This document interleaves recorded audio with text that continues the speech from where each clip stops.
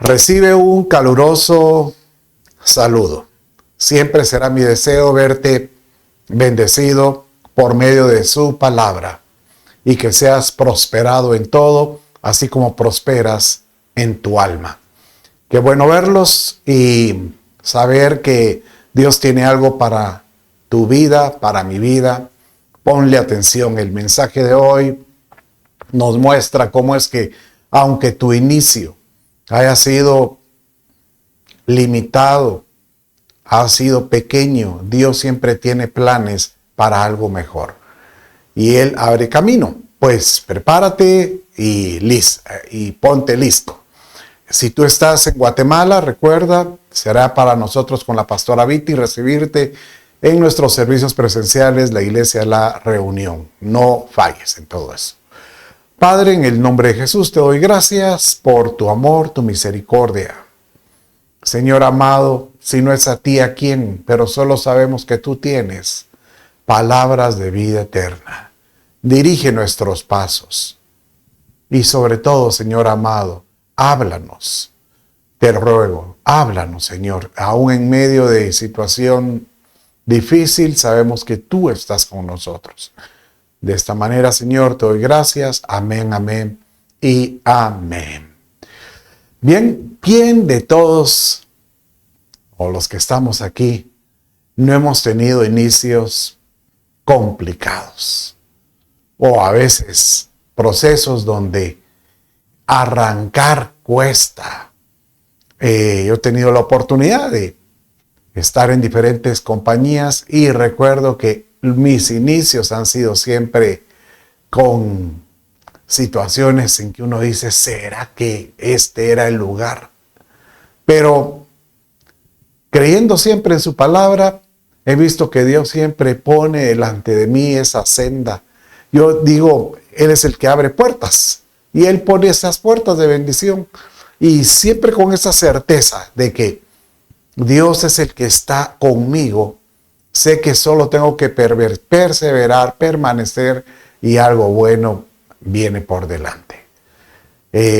Inclusive los inicios de todos. Recuerdo cuando comencé yo con mi cuando me casé, literalmente con Viti, fuimos a vivir a un lugar donde era una habitación y un área donde estaba una sala y un comedor. Y ahí era todo. Posteriormente nos movimos a otra casita tan pequeña donde estábamos, pero ya habían 2 dormitorios porque ya teníamos nuestros hijos. Y recuerdo que estabas tú de este lado y estabas en la cocina. Te volteabas y aquí estabas en la sala. O sea que estaba todo prácticamente muy pegadito. Y el Señor ha sido fiel a lo largo de los años. En todo esto, ¿sabes qué he visto yo? Que mi Padre es el que abre camino. Y hoy quiero que sepas, Dios es el que pone camino delante de ti. Y ahí puedo oír su voz diciendo, no te aflijas, porque aquel que en mí confía, yo lo dirigiré, yo lo llevaré. Como que aquel que te agarra de la mano y te dice, yo te llevaré. Aun cuando tú sientas que no hay camino. Y eso es lo más complicado. Sentirse en aquella encrucijada o como diríamos, en el embudo. Que tú dices, ya no más. ¿Dónde? ¿Qué más puedo hacer? Pero el Señor te dice, aun cuando sientas que ya no hay, ahí estoy yo. Mira cómo dice Isaías 43, 19, de esta manera. He aquí, yo hago cosa nueva, pronto saldrá a luz. ¿No la conoceréis? Otra vez abriré camino en el desierto y ríos en la soledad. Prácticamente aquí nos está diciendo, aun cuando sientas que nuevamente tienes que volver a comenzar o volver tal vez a creer, porque en todo esto está de por medio la fe y poder decir, Señor, tengo que volver a creer. Él te dice, solo confía, porque aun cuando estés pasando ese desierto, estés pasando esa sequedad, yo puedo mostrarte y decirte por dónde ir. ¿Por qué? Porque esa es eso es lo hermoso de Dios. Ahora, tú dirás, ¿y qué hago si yo siento que tomé una mala decisión en un negocio o en alguna carrera o algo así? Bueno, en todo esto nosotros tenemos que ver al Dios de las oportunidades. Él dice que Él endereza las sendas. Aunque alguno me puede decir ahorita, ay, pastor, pero es que yo siento que me casé mal. Pues lo que tienes que hacer es ponerte de acuerdo con tu cónyuge y volver a caminar juntos para encontrar la senda. Porque el Padre puede ayudar a enderezar toda senda torcida. Mire cómo decía el Señor de esta manera en Lucas 3, 5 al 6. Todo valle se rellenará y se bajará todo monte y collado. Los caminos torcidos serán enderezados y los caminos ásperos allanados. Y verá toda carne la salvación de Dios. ¿Sabes que este verso nos hace ver de que, por ejemplo, dice, todo valle se rellenará? ¿Acaso el valle no es una figura de decir que estoy llegando a los momentos bajos?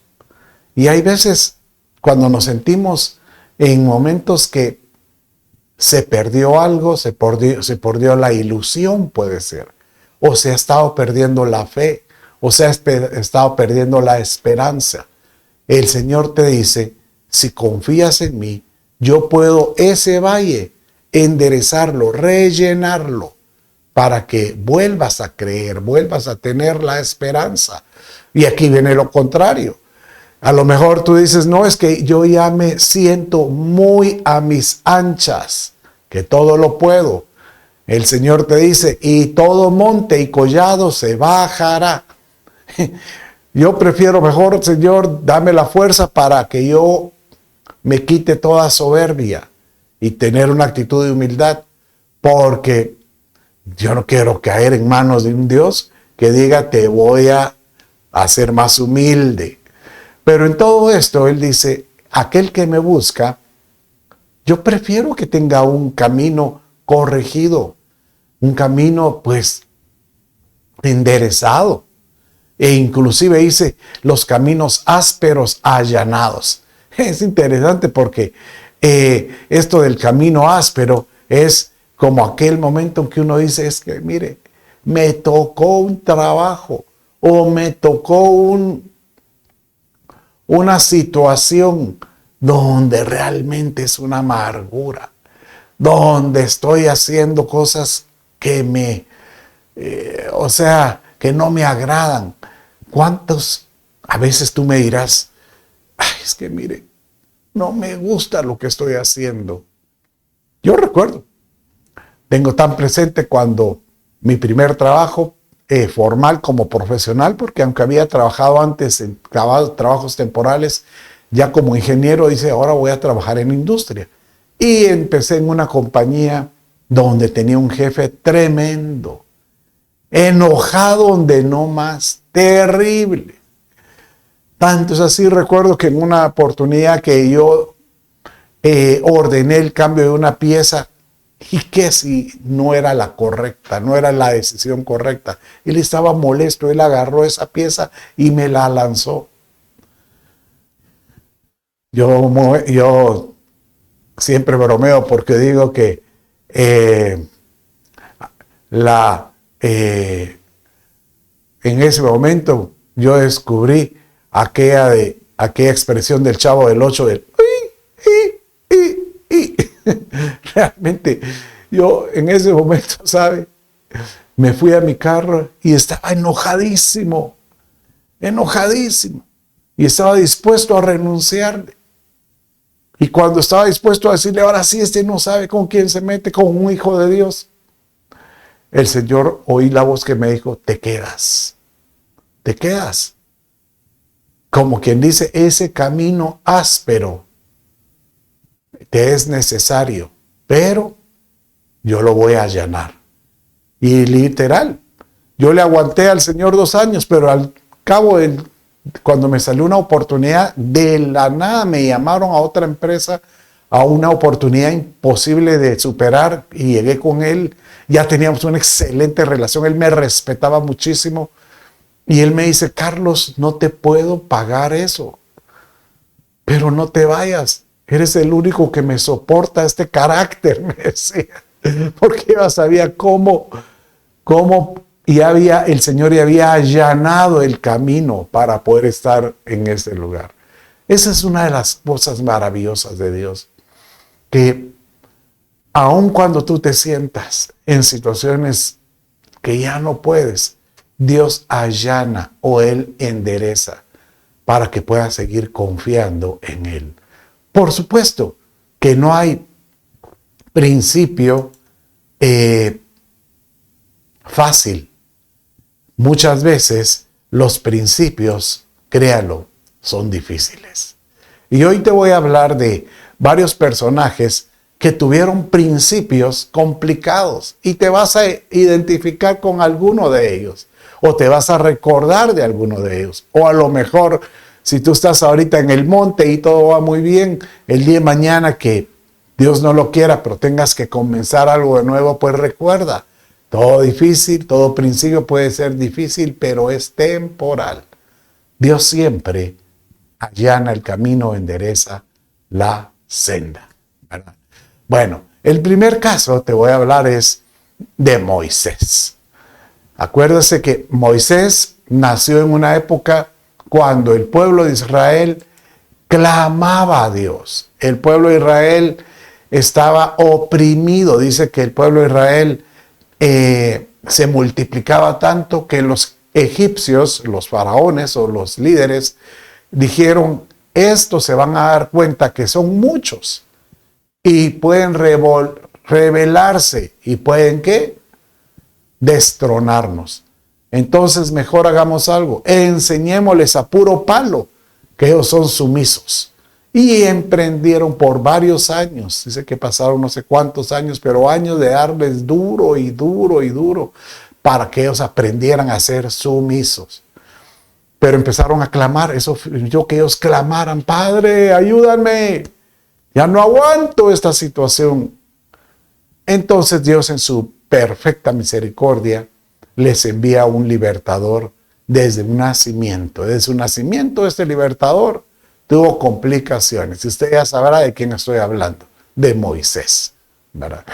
Pero tenía una complicación Moisés, porque el faraón tomó la decisión de, como eran demasiados, de que todo niño varón que naciera en un lapso de varios años fuera tirado al río. Y literal, esa fue la orden a todas las comadronas. Y sucedía que de repente las comadronas se daban cuenta que cuando iban al parto, las hebreas daban a luz antes, escondían a los niños. Pero siempre los encontraban y eran escarnecidos. Bueno, la historia es que Moisés viene y lo esconden. Así lo dice la historia, que lo esconden 3 meses. Léalo conmigo. Dice de esta manera. En Hebreos 11:23 dice, por la fe Moisés, cuando nació, fue escondido por sus padres durante 3 meses, porque viera que era un niño hermoso y no temieron el edicto del rey. Pero aquí comienza que el primer milagro con la vida de Moisés, el libertador, que inclusive podríamos decirle que Moisés hasta es una figura de Jesucristo, porque Él nos vino a libertar también. Y ellos vienen y deciden algo por la fe, agarrarlo a los 3 meses, meterlo en un Moisés de junco, y lo echaron al río. O sea que de alguna manera obedecieron. Y estaban ahí pendientes. Y lo echaron muy cerca de donde la princesa se bañaba.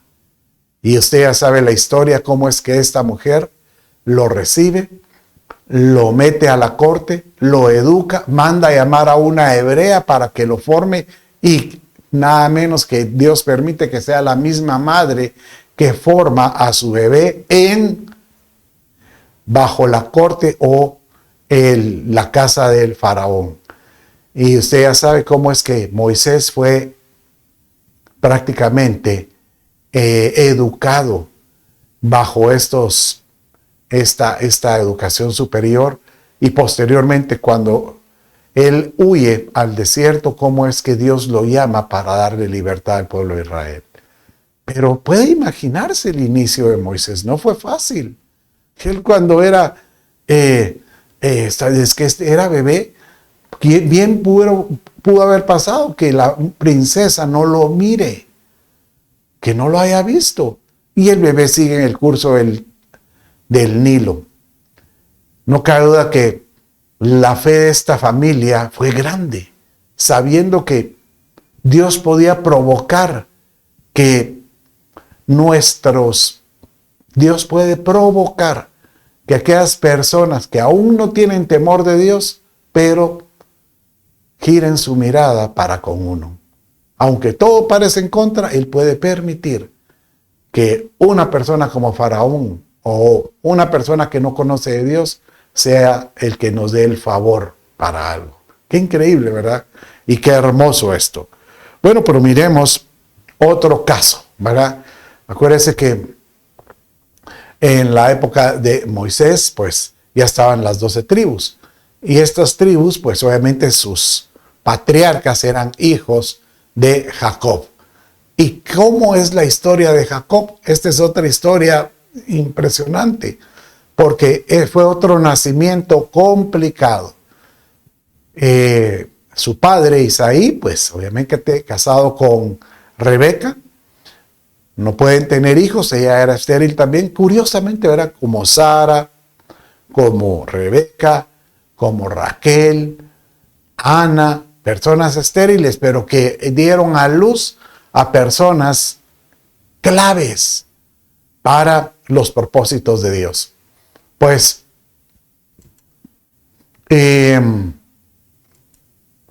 dice la historia que Esaú y Raquel y Rebeca dieron a luz mellizos. Y cuando nace, sale el primero, que es Esaú. Pero el segundo, ese nacimiento fue algo muy particular, porque dice que el segundo salió tomando del talón de Esaú. Y así es como dice la historia, Génesis 25-26. Y después salió su hermano, o sea, Jacob, con su mano asida al talón de Esaú. Y lo llamaron Jacob, que significa el suplantador. Y después, pues en algunos le llaman hasta el engañador, porque él siempre quiso suplantar algo. Y Dios le cambió el nombre después. Isaac, pues tenía 60 años, dice, pero aquí lo interesante es que da la impresión que en ese vientre, Jacob, como que él en su interior presentía, yo tengo que salir primero, yo tengo que salir primero, yo tengo que abrirme paso.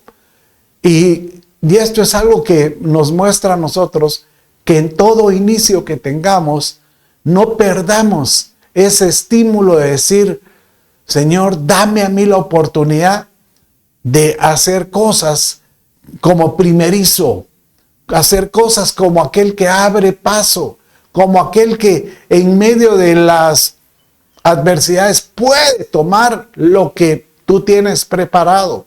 Eso es lo que yo veo con Jacob, porque pasaron los años y Jacob siempre estaba como que empecinado.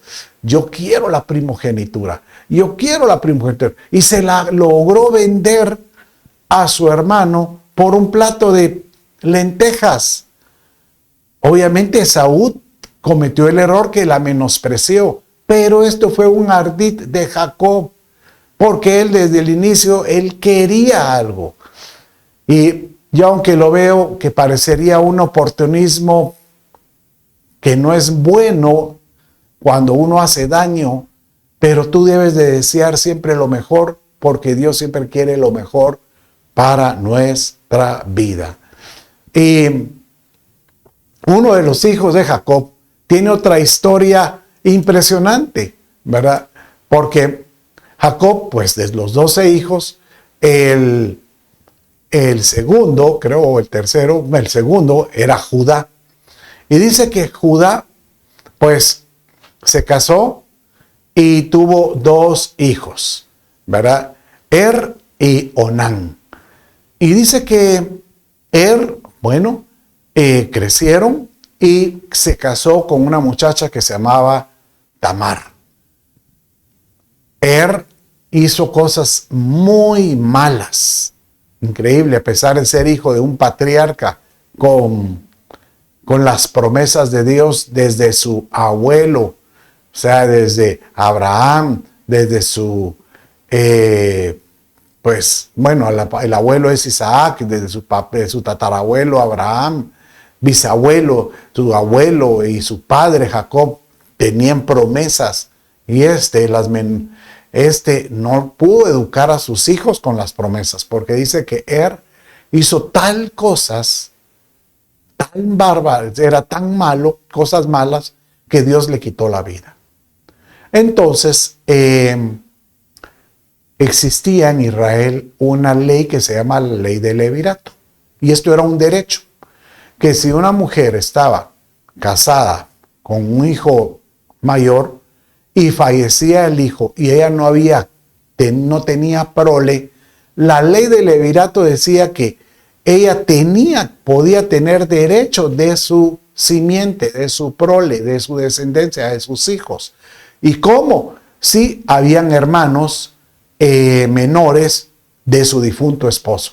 Y así ella vino y apeló a esa ley y se le concedió que fuera Onán el esposo, el segundo. Pero dice que cada vez que tenían relaciones, dice que Onán vertía en tierra. Siempre vertía en tierra. No quería él prole con esta Tamar.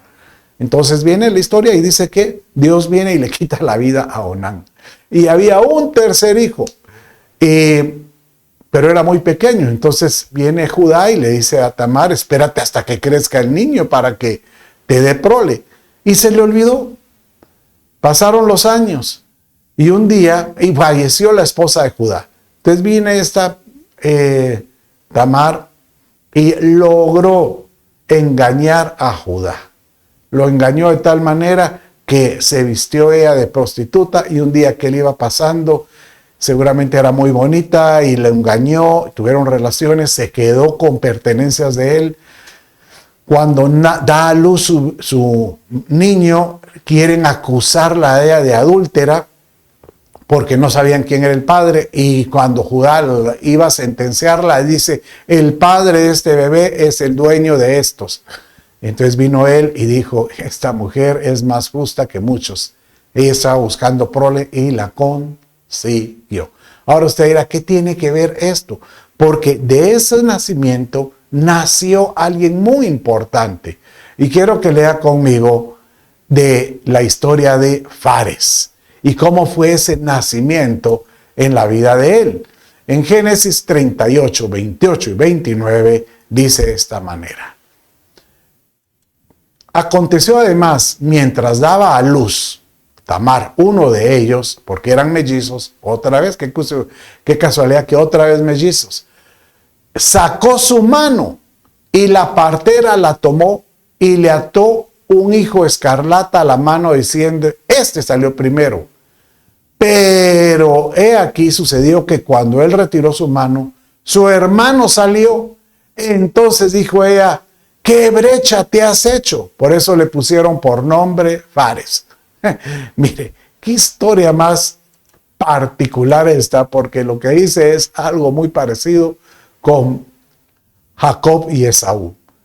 Viene y sale el primer hijo, o sea, la partera dijo, bueno, de los dos, ¿quién es el primero? Que saca el brazo. Entonces le pone un hilo color rojo. Y de repente viene y el niño mete el brazo. Y de repente se mira que el otro, cuando ese estaba encajado, estaba como que saliendo, viene el otro y logra meterse en la cavidad abdominal de donde está esa, de la mujer, y dice que logra romper de tal manera esa parte de la madre de Tamar, que le dicen, pero qué abertura se ha hecho. Por eso le pusieron Fares, el que hace aberturas. Qué curioso, porque nuevamente vemos por qué era tan importante la vida de Fares, porque Fares aparece en las dos genealogías de Jesucristo. Cuando uno lee Mateo y Lucas capítulo 3, Mateo capítulo 1 y Lucas capítulo 3, uno mira ahí las dos genealogías de Jesucristo. En Mateo mira la genealogía de José y en Lucas la genealogía de María.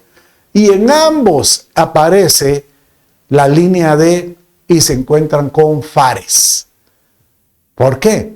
Porque Fares llegó a ser nada menos que tatarabuelo de David, ¿verdad? De esa genealogía, de ese varón, nacieron hombres tan importantes como Booz, el marido de Ruth, y obviamente después David. ¿Por qué la importancia de un Fares en nuestra vida?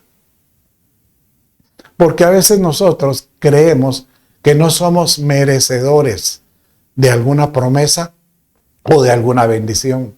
Y posiblemente tú sientes que no eres merecedor porque te empiezas a calificar. Empiezas a medirte y crees tú, es que tal vez no soy tan orador como fulano, o no soy tan lector de la palabra como alguien. Obviamente no estoy diciendo que no hay que hacerlo. Obviamente eso es necesario, por eso te ayuda a tu madurez espiritual. Pero para poder creer en las promesas de Dios, Dios no te anda preguntando si eres un perfecto orador o si eres un gran lector. Él anda buscando a alguien que crea por la fe y que sepa, que diga, estoy dispuesto a arrebatar. Yo quiero tomar esa promesa. Ahí donde estás, di conmigo, yo arrebato las promesas de Dios. Yo quiero ser, que aunque mi inicio sea difícil, pero yo quiero arrebatar promesas del Señor y saber que Dios tiene un plan para conmigo. Es como esta otra historia que viene, que tiene otro inicio muy particular y muy interesante. Y nada menos que es con David el rey. Imagínense, David, ¿quién no ha hablado de David?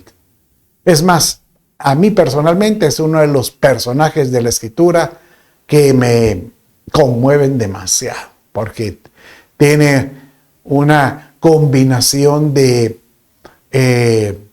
un hombre humilde, un hombre arrogante, pero un hombre de fe, tremendamente de fe, un hombre que arrebataba lo que Dios le quería dar, y un hombre que amaba la presencia de Dios, pero sobre todo en cada una de sus deslices se nota que este hombre se arrepentía, un hombre que aprendía a vivir bajo la gracia de Dios.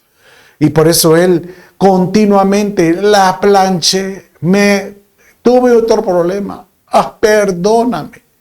Y por eso, y uno dice, ¿por qué esta actitud de David? Porque él sabía que sus inicios no habían sido tan cristalinos como cualquiera. Él no nació en una cuna de oro, no. Dice que cuando Samuel llegó a la casa de Isaí y preguntó, porque Dios le dijo, he aquí, uno de los hijos de él es el próximo rey de Israel. Y cuando salen todos, viene Samuel y le dice, fíjate que dice Dios que no es ninguno de estos. ¿No tienes otro por ahí?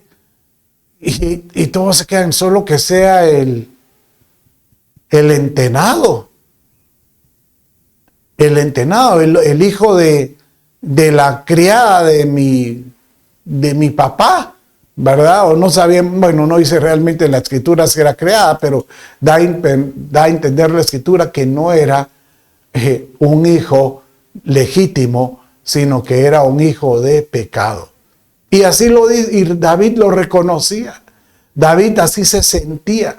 Dice él en la escritura, en Isaías, en el Salmo 51, 6 y 7, de esta manera: he aquí yo nací en iniquidad, y en pecado me concibió mi madre. He aquí tú deseas la verdad en lo más íntimo, en lo secreto me harás conocer sabiduría. En otras palabras, a pesar que él sabía sus orígenes, a pesar que él sabía que no tenía una cuna respetable, sino que de pecado, él aprendió a presentarse delante de Dios transparente, abierto, sin nada que ocultar. Algo que yo le digo a tantas personas, sobre todo a matrimonios. El matrimonio, una de las características es que tiene que ser transparente. Así como cuando están en la relación conyugal, están sin ropas, sin nada que sean transparentes en su relación. ¿Por qué? Porque así es la relación de intimidad con Dios. Tenemos que aprender a nosotros tener una intimidad con Dios, una relación transparente y saber que si hemos pecado, Dios en su misericordia nos ha enviado a Jesucristo como abogado para que todo aquel que se arrepiente y se presenta delante del Señor arrepentido, Jesucristo aboga por nosotros y su sangre nos limpia continuamente. Hermoso, porque David, aunque él no conoció a Jesús o no vivió el pacto de gracia, él vivió como que si fuera el pacto de gracia. Tal vez por eso no entiende que cuando Dios dice que hay un tabernáculo que él va a volver a restaurar en los últimos tiempos. Yo diría que en los tiempos que estamos viviendo. Y es el tabernáculo de David. ¿Por qué? Porque David rompió toda norma de presentarse. Él entraba directamente al arca sin ser sacerdote. Dice inclusive que él, huyendo en una oportunidad, comió del pan del altar de los panes del incienso, ¿verdad? Y esto que solo lo podían comer los sacerdotes. Este varón aprendió a vivir en arrepentimiento a pesar de que tenía pecado. Si tú te sientes así, que a veces te sientes marcado por algo que hiciste, arrepiéntete y verás que Dios lo que comienza contigo lo puede hacer perfecto o lo puede hacer muy hermoso, ¿verdad? Por supuesto que los inicios no son fáciles para todos. Tal vez para algunos, yo puedo decir con claridad que tuve un inicio donde mis padres realmente, bendigo a mi Dios porque ambos me amaron a todos mis hermanos y nos dieron una buena cuna. Pero he oído de muchos casos que no ha sido así. He oído casos de personas que su cuna ha sido de aflicción. Bueno, hay un personaje en la escritura que habla que su cuna fue de aflicción y por eso es que le pusieron ese nombre, Jabes. En Primera Crónicas, capítulo 4, verso 9 al 10, dice de esta manera: y Jabes fue más ilustre que sus hermanos, y su madre lo llamó Jabes. ¿Por qué? Diciendo, porque lo di a luz con dolor. Jabes invocó al Dios de Israel diciendo, ya siendo grande, él dice, oh, si en verdad me bendijeras, ensancharas mi territorio y tu mano estuviera conmigo y me guardaras del mal para que no me causara dolor. Y Dios le concedió lo que le pidió. Qué lindo,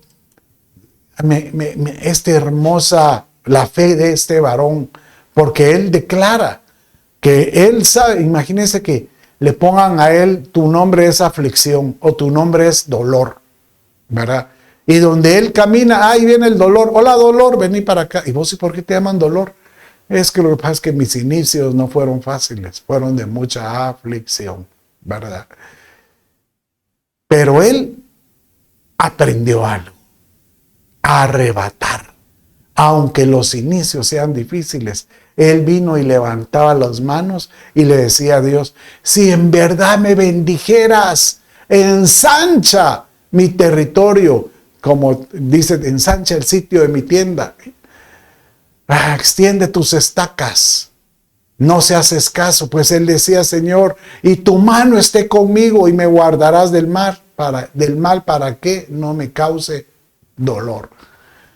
Dios hoy quiere escuchar la oración de todo creyente que esté dispuesto a decir, Señor, he pasado aflicción en mi vida, he pasado angustia. A veces no entiendo por qué me está pasando esto. Pero tal vez tú puedes decirle, Señor, así como Jabes, bendíceme, ensancha las bendiciones que tú me das, ensánchalas. Y que tu mano no se aparte de mí, oh Dios, guárdame de todo mal. Guárdame y que se vaya esta aflicción. Pero yo creo que tú estás conmigo. Y Dios se acordó. Qué lindo, ¿verdad? Saber que pueden haber Jabes entre nosotros. Mira, esta otra historia es increíble, de otro personaje que realmente cuando uno lo lee, uno dice, muchos de los que hemos leído, obviamente, tal vez tuvieron una aflicción en el momento del nacimiento, pero cuando llegaron a su niñez o a su adolescencia, a lo mejor lograron superar esa situación. Pero este caso es de un niño o un personaje que cuando nació paralítico de los pies. Él era cojo desde su nacimiento. Y dice que con esa su cojera él no podía ni trabajar, o sea, él prácticamente era un inválido. Y a lo largo de los años, lo único que le quedó fue, pues, vivir de la limosna. Y él se convirtió en un mendigo, ¿verdad? Y lo podemos leer de esta manera. En Hechos 3:12 dice de esta manera. Y había un hombre cojo desde su nacimiento, al que llevaban y ponían diariamente a la puerta del templo, llamada la Hermosa, para que pidiera limosna a los que entraban al templo. Es curioso porque al templo llegó Jesús varias veces y seguramente se cruzaron y posiblemente cuando él miraba a Jesús se quedaba con la mano extendida, o posiblemente él se acostumbró, y esto es lo que más creo yo, que este hombre cojo se acostumbró a la limosna, se acostumbró a ser tratado como limosnero, se acostumbró a que la cojera era para él su sostenimiento, porque él dice, por lo menos con mi cojera expreso lástima y puedo por lo menos recibir mis centavos que me permiten comer. Y posiblemente Jesús lo vio y él vio en su corazón cuál era la razón por la que él no demandaba una sanidad. Pero dice que cuando Jesús pues ya no estaba, sino que estaban los discípulos en Hechos, Pedro y Juan fueron como es habitual, al templo, pero fue Pedro la que se le quedó viendo a los ojos, porque este vino y le extendió la mano, dame, dame algo. Y por eso él le dice, mira, oro no tengo ni plata, pero lo que tengo te lo doy en el nombre de Jesús. Entonces le extendió la mano pidiendo limosna y Pedro se la asió diciendo, mírame, mira hacia arriba. Y hoy el Señor te está diciendo a ti, mírame. Él te dice, mírame, mira hacia arriba. Ya deja de estarte lamentando y ya te acostumbraste a esa tu molestia, a esa tu dolencia, a esa tu escasez. Mírame. Y ahí es cuando Dios puede cambiar la vida de cualquiera. Porque dice que haciéndolo de la mano derecha, lo levantó y al instante sus pies y tobillos cobraron fuerza. Y de un salto se puso en pie y andaba.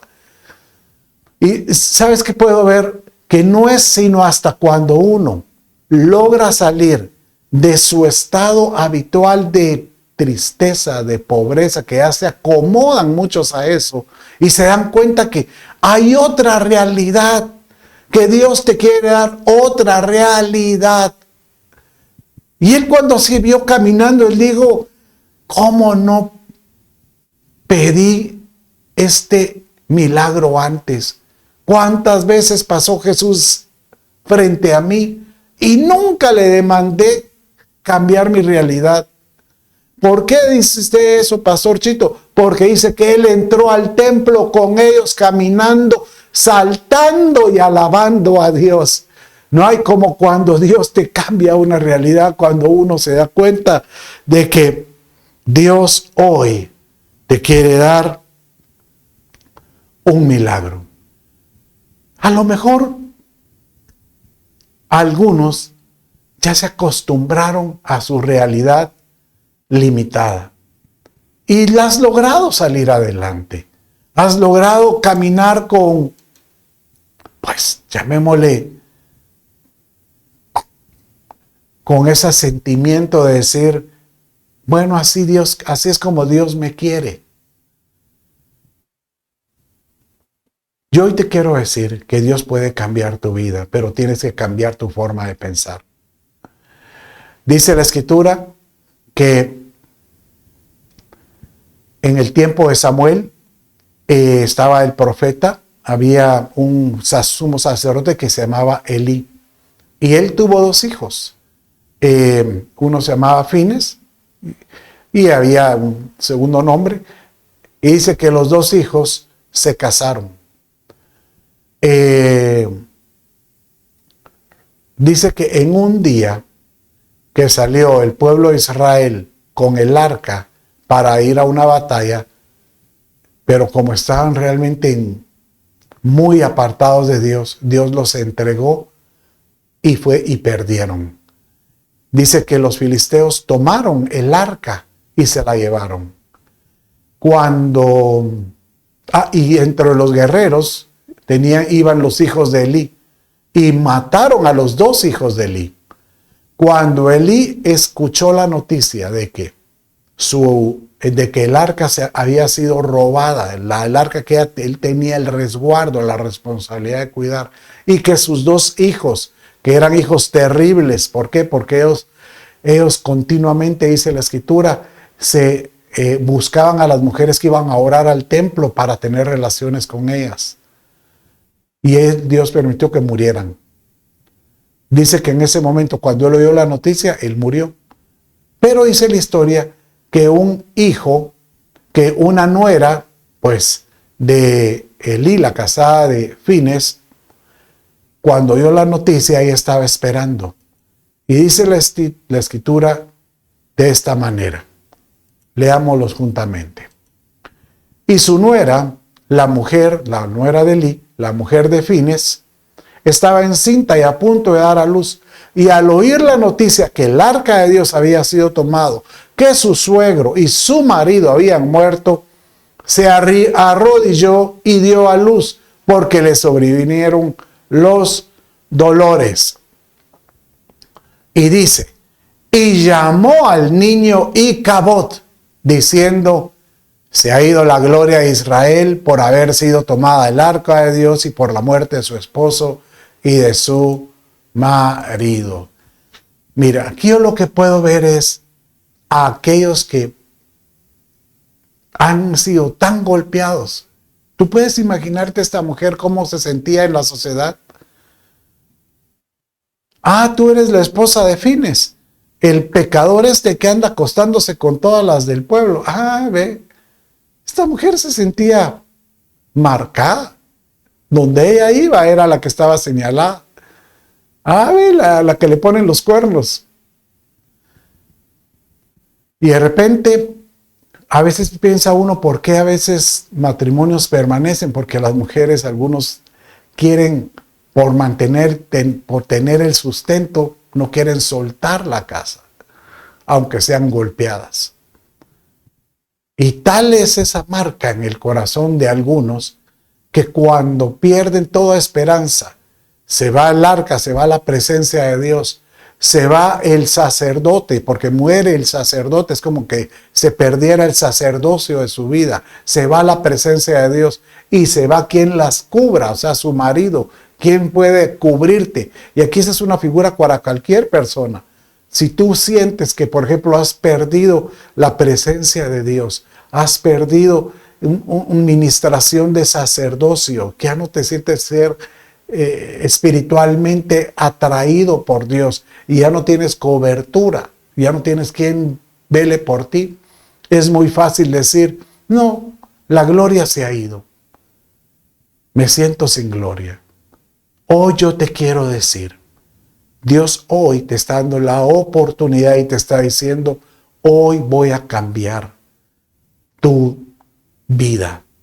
Si algo yo puedo hacer hoy es decirte que tu fin puede ser diferente, que tu fin es mejor que el principio. Así lo dice Eclesiastés 7:8 cuando él te dice, mejor es el fin de un asunto que su comienzo. Pero ¿qué? Mejor es la paciencia de espíritu que la altivez de espíritu. En otras palabras, no seas soberbio diciéndole a Dios, ¿por qué no me bendices? Si no me bendices ahora te doy la espalda. No, ten paciencia. Porque el Señor te dice, solo espera, espérame. Yo soy capaz de enderezar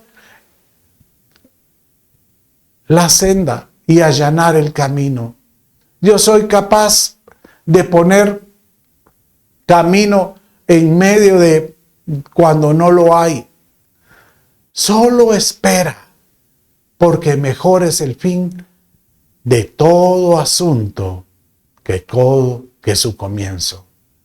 Hoy creo que le estoy hablando a alguno, porque el Señor te está diciendo, yo quiero verte mejor, yo te quiero verte bendecido, yo quiero ver que tú puedas empezar a ver que mi intención es darte una riqueza espiritual donde tu corazón cambie y que veas las cosas mejores en tu vida. Como dice Job 8:7, aunque tu principio haya sido pequeño, Dios te dice, yo te quiero ver en tu postrer estado muy grande. Y hoy te quiero decir, tú que me estás escuchando, espiritualmente Dios quiere que empieces a crecer en Él y que tú puedas tener un postrer estado en Él muy cercano a Dios, lleno de su Santo Espíritu y lleno de fe, y verás que toda añadidura vendrá, y vendrá todo aquello que has estado diciendo, ¿por qué no me viene? El Señor lo mandará, pero ¿qué hay que hacer? Sigue con paciencia, creyendo. Ahora es un tiempo de creer. A lo mejor tú me dirás, ¿cómo hago yo para creer? Bueno, hoy el Señor te diría, yo soy el que abro camino. Yo soy el que enderezo la senda. Yo soy el que levanto el valle que se siente menospreciado. Pero levántate. Isaías 61 te dice, levántate, resplandece, porque ha llegado tu luz.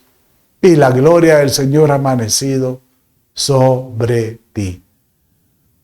Padre mío, hoy yo bendigo a todo el que me está escuchando y todo el que ha tenido procesos difíciles y tal vez está en otro inicio donde le está costando salir adelante. Hoy, Padre mío, te ruego, sopla sobre él diciéndole: yo estoy contigo.